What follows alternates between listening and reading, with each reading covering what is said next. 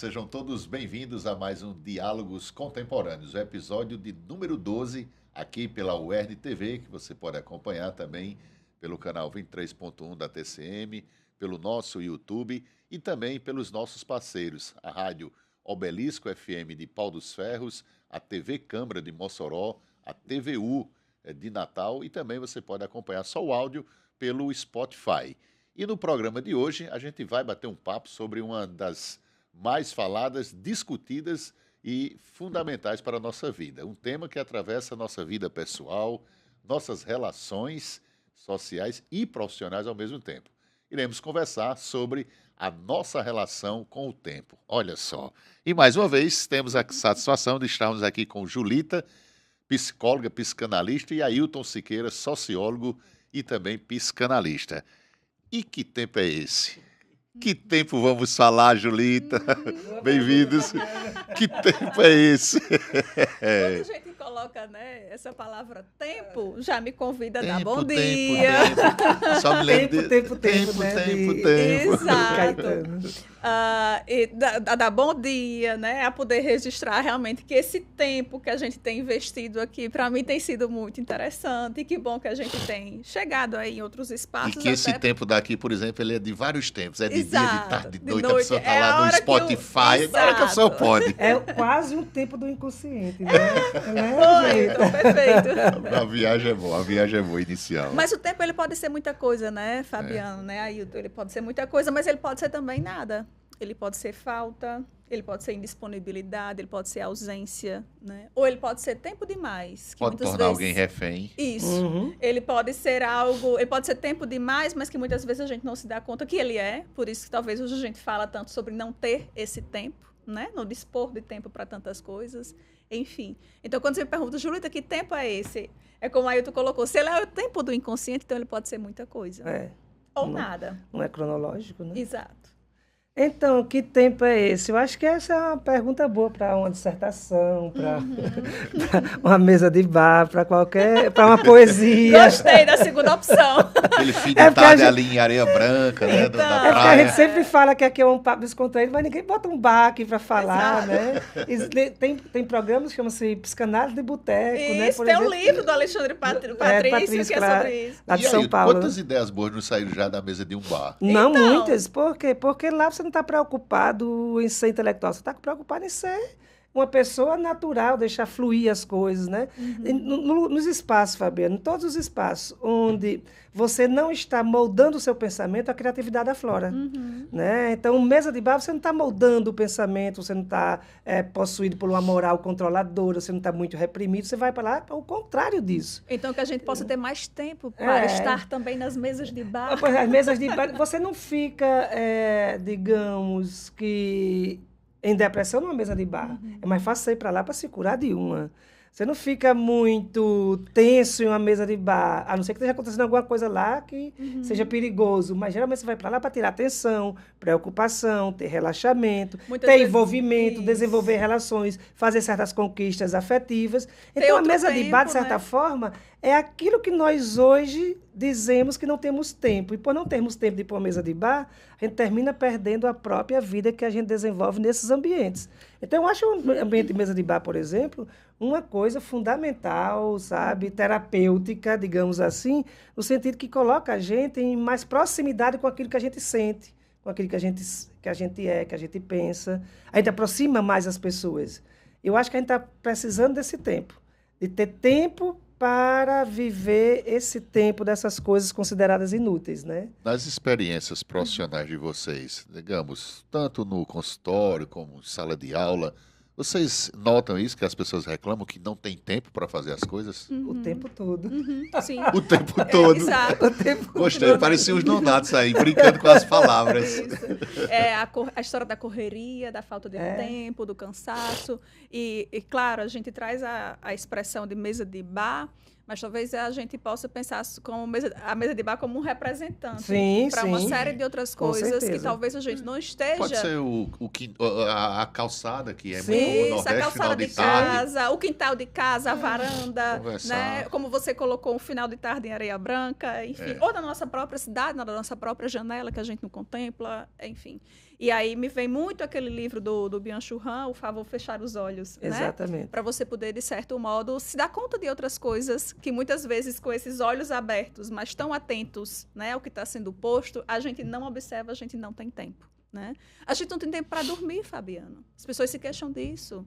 As pessoas se queixam de não poder dormir. Né? De não poder adoecer. Parece que tu está deve falando ter comigo escutado agora, isso. viu? Me senti agora. Eu digo isso, falta um dia é muito curto. Isso. As pessoas não têm tempo para o exercício físico, porque mas faltou tempo para o exercício físico. Por mais que o médico mandou, porque isso vai ser muito importante para o meu tratamento. Mas eu não tenho tempo. Né? Eu não tenho tempo para ir para a minha sessão. Né? De levar o filho na escola. Isso, eu não tenho tempo de levar ou de buscar o filho na escola, eu não tenho tempo de fazer uma viagem, enfim. Então, quando a gente fala sobre essa coisa da mesa de bar, e a gente começa brincando com isso, mas é para a gente pensar um pouco o que é que essa mesa de bar ela representa das nossas vidas, que a gente não tem isso, né? Destinado vida para isso também, né? E as coisas inúteis, as coisas, né, ditas banais, na verdade, são tantas coisas necessárias. Uhum. Veja, Fabiana, pegando essa coisa que Julita falou, assim, a gente chegou a um tempo em que a gente se orgulha em dizer que não tem tempo. Parece que é bonito, né? Assim, e você, por quê? É sinal que você é ativo, que você está... Que você é produtivo, ativo, que você é muito ocupado. E por que você está gozando dessa falta de tempo? Por que ela virou para você um discurso de gozo, no sentido de dizer que você se orgulha muito mais em dizer que está cansado, que é muito exigente, que não tem tempo para isso, quando as coisas prazerosas estão geralmente fora disso? Por que chegamos a esse ponto de termos mais prazer em narrar sobre uma vida consumida, produtiva e cheia de coisas, do que uma vida que tem ócio, que tem contemplação, que tem alegria, que tem brincadeira, que tem mesa de bar? Por que chegamos a isso?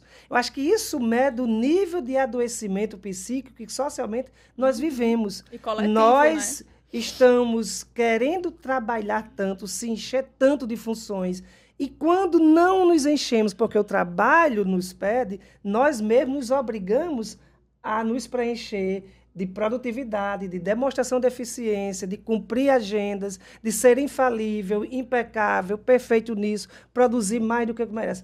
O que está por trás disso? Essa é a minha grande questão. Porque quando você recebe uma pessoa, eu não tenho tempo para nada.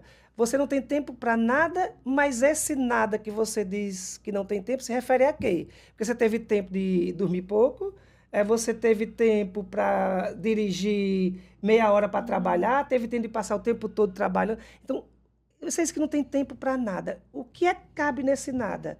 O que cabe nesse nada é exatamente as coisas prazerosas. O que cabe nesse nada são exatamente as coisas pessoais. E aí, por que eu estou abrindo mão das coisas prazerosas e pessoais? Porque, no fundo, eu estou usando a falta de tempo para esconder a possibilidade de viver e ser quem eu sou, de bancar meus desejos, de me aproximar de mim, de sentir a vida, digamos assim. Tem muitas pessoas, para muitas pessoas, o trabalho, ele salva você de ter que assumir certa responsabilidade, de ter que se perceber com certas coisas que precisam melhorar, que precisam ser tratadas, que precisam de uma análise, que precisa melhorar. Por quê? Enquanto eu estou pensando em ser útil para conseguir as coisas e trazer para essas pessoas, eu me livro de estar envolvido afetivamente com elas. Então, por exemplo, eu peço a compreensão do filho, porque não vou para deixá-lo na escola, eu percebo que não vou para a formatura, porque não posso estar brincando com ele.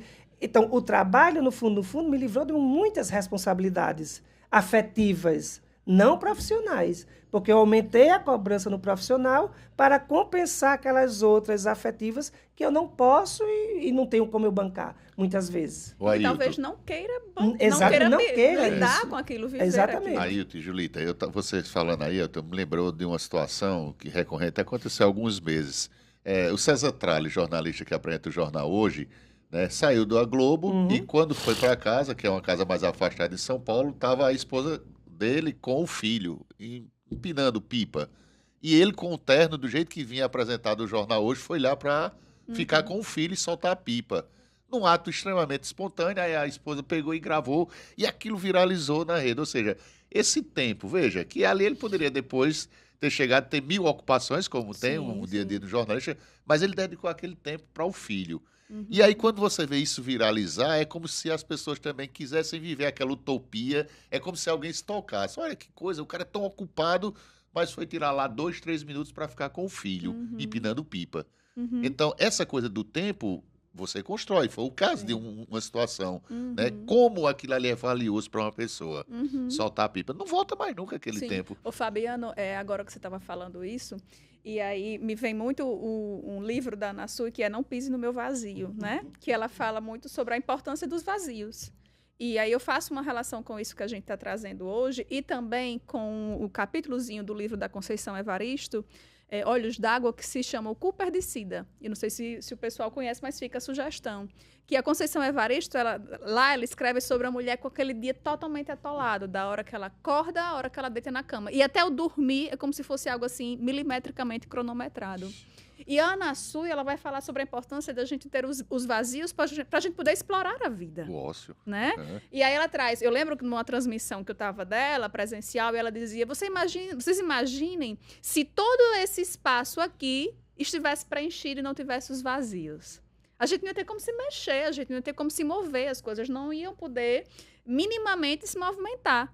Né? E talvez seja isso que acontece na nossa relação com o tempo. Ele está tão preenchido, tão cheio de coisa, que a gente não se movimenta para fazer outras coisas, para brincar com o filho, para ir para a mesa de bar, enfim. E perceba, parece que há um olhar meio assim julgador quando eu digo a você que eu estou indo para uma viagem. Quando a Ailton diz que está indo para o final de semana em Areia Branca e não quer contato do telefone. Acho que eu contei aqui a história do Eduardo Gianetti, que ele disse, olha, no meu quarto é Wi-Fi Free Zone. Né? E todo mundo que estava lá presente ficou assim admirado, porque como que o Gianetti não está lá no telefone fazendo coisas, pensando, produzindo como ele geralmente faz?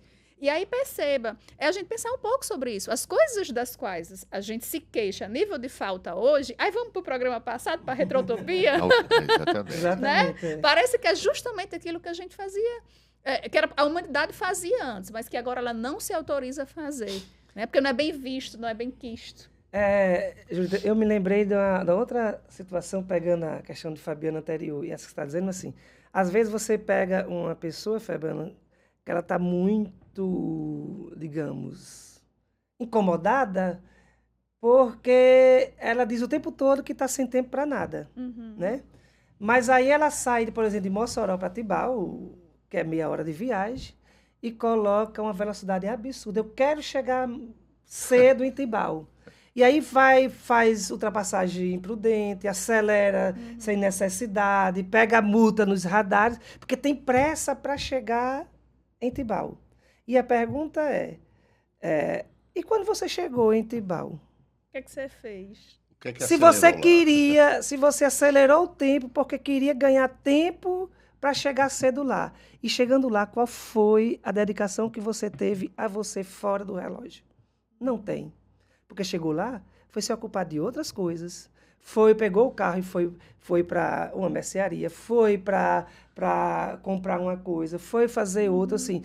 Eu estou o tempo todo dizendo que não tenho tempo, então eu tenho que acelerar tudo para ver se sobra tempo. E no que sobra tempo, eu tenho que ocupar a sobra também.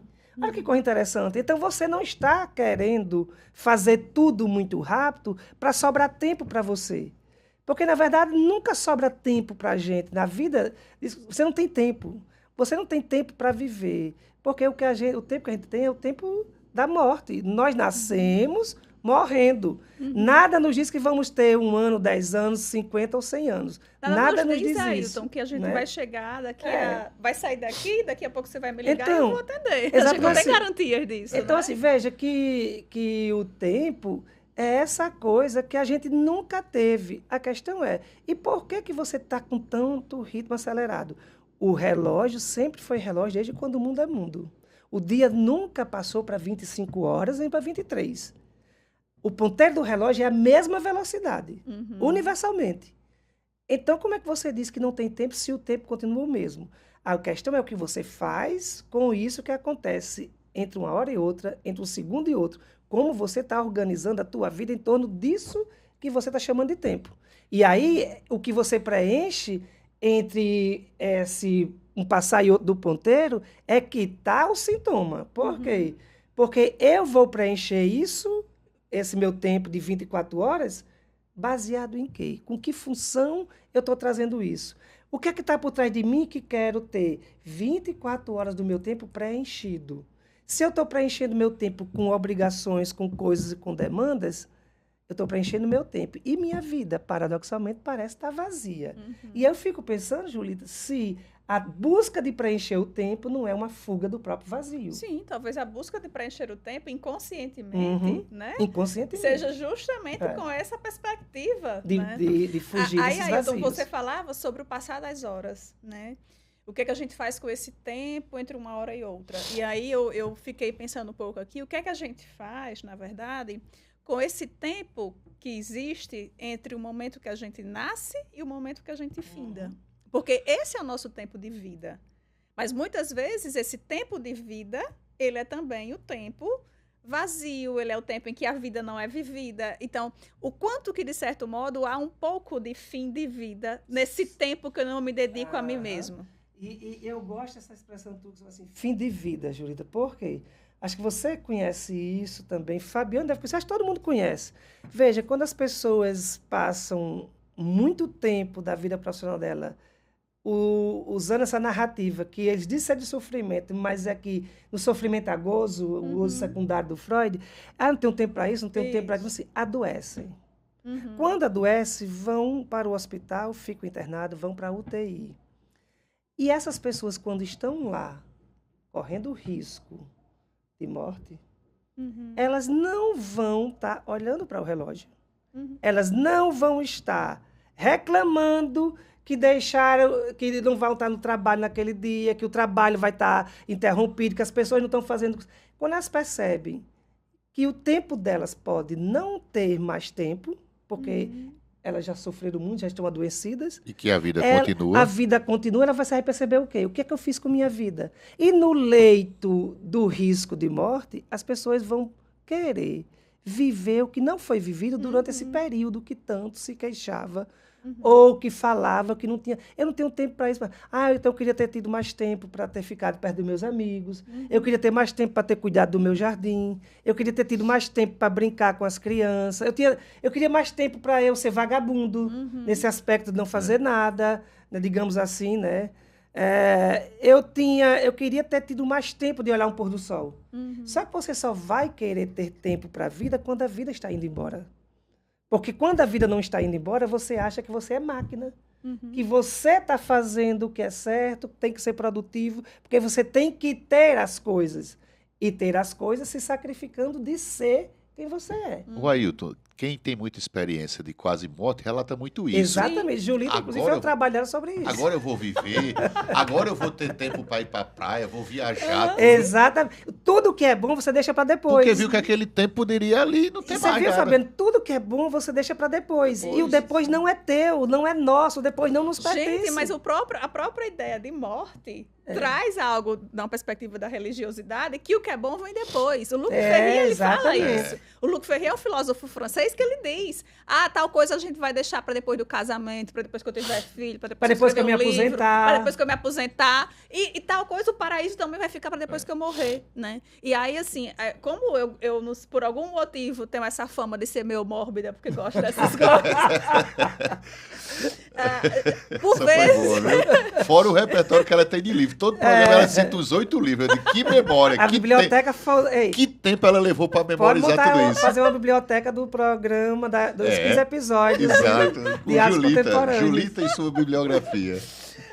Bom, parênteses, realmente a literatura para mim é uma pulsão de vida, né? Ailton sabe disso, eu preciso do meu tempo para os meus livros, eu preciso do meu tempo para a música, né? São as duas coisas sem as quais eu realmente entendi em análise que eu não sei realmente dar conta da minha vida sem. Né? Então, isso para mim é fundamental. Já imaginei ela numa cena, ouvindo Rita Lee e lendo o livro. Quem quiser fazer uma figura de Julita, tá aí, uma boa representação. Mas perceba, às vezes as pessoas com essa minha fama de ser meio mórbida perguntam um pouco, Julita, mas você só trabalha com quem está morrendo? Já contei isso em sala de aula. E aí, eu geralmente pergunto, e quem é que não está? Né? E qual é a diferença que faz quando você... Claro, eu tenho uma experiência de atuação profissional, com pessoas que estavam diante, literalmente, da morte anunciada, né? E claro que isso faz uma diferença, de algum modo, para a sua compreensão, para o trabalho que você realiza ali com aquela pessoa. Mas eu tenho entendido também, a partir das supervisões, que isso faz uma diferença para o trabalho com aqueles que não estão necessariamente lidando com o anúncio da morte. Porque, de fato, a finitude, por mais que a gente realmente não fale muito, a gente brinca com isso, mas a gente não pensa muito sobre isso, ela está aí. Então, por isso que eu trago. A questão do tempo é, sim, sobre o passar de uma hora para outra, mas é também sobre esse passar entre esse momento inicial e esse momento final, né? E aí, o que é que a gente tem feito com esse tempo? E que, infelizmente, como eu digo infelizmente, porque a gente tem o tempo de uma vida toda para perceber que a gente pode fazer algumas coisas da nossa vida, né?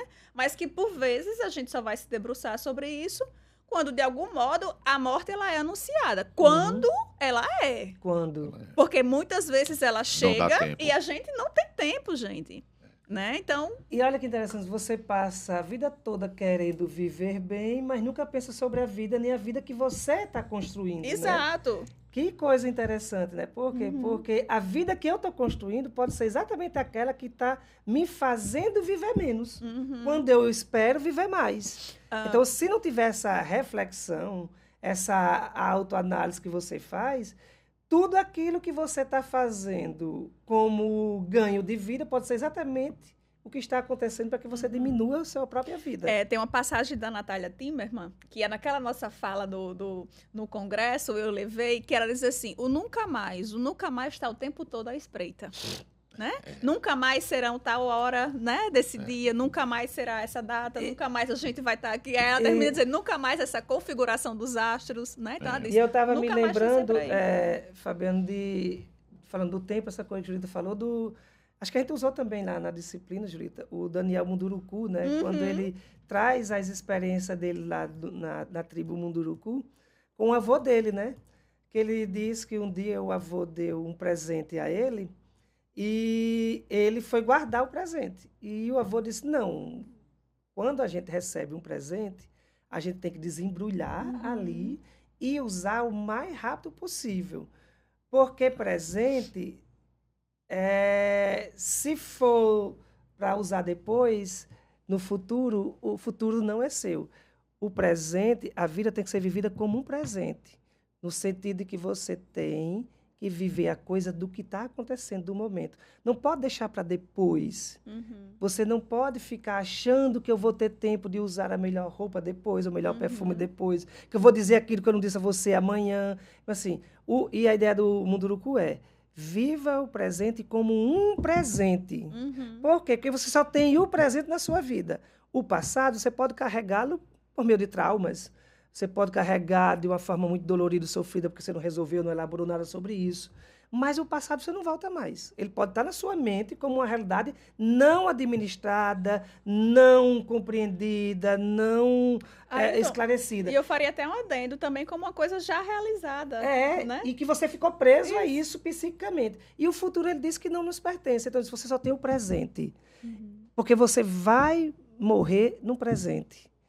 Quando chegar daqui a 100 anos, quando eu morrer, o futuro daqui a 100 anos, o dia vai ser um presente. Então, viver a vida como um presente é viver a vida percebendo que ela é mais do que obrigações, mais do que cobrança. Ela é também gozo, ela também é esse encantamento de estar aqui e dizer, poxa, eu nunca mais vou repetir essa experiência. Porque se eu repetir, eu já repito com o acúmulo da experiência passada.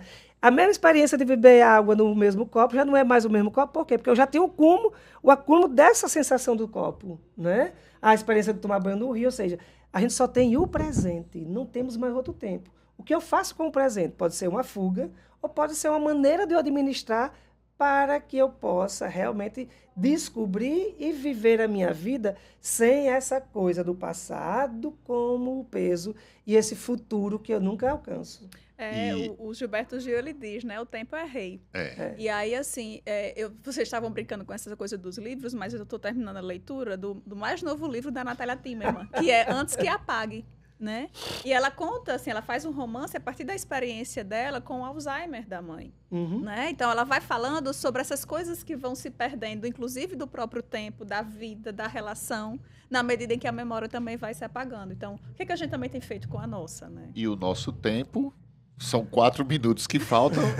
E aí eu pergunto, se está faltando tempo para a gente ou para muitas pessoas, para onde é que está tendo esse tempo? Ele está indo para onde? Para a gente fechar nesse Eu nosso diria, programa. Fabiano, que cabe cada um a responder, né? O que é que cada um tem feito com esse tempo para que todos nós, coletivamente, estejamos nos queixando da falta de tempo? É do trabalho, nessa produtividade, né? Como a gente está colocando, nesse excesso de atividades como uma forma de eu ser benquista, bem vista, aprovada, tarará, enfim. E também para a gente pensar um pouco para onde não está indo o nosso tempo também.